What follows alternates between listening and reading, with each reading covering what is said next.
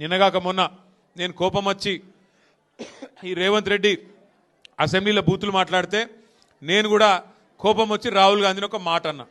అంటే ఇక కాంగ్రెస్ వాడు ఒక్కొక్కరు, ఒక ఆయన 6 ఫీట్లు ఎగురుతుండు, ఇంకొక ఆయన 6 అడుగులు 6 గజాలు ఎగురుతుండు నా మీదికి.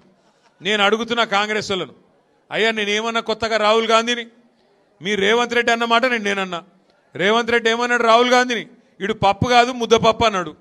నేనేమన్నా గదే అన్నా. ముద్దపప్పు నిజమే నేనన్నా.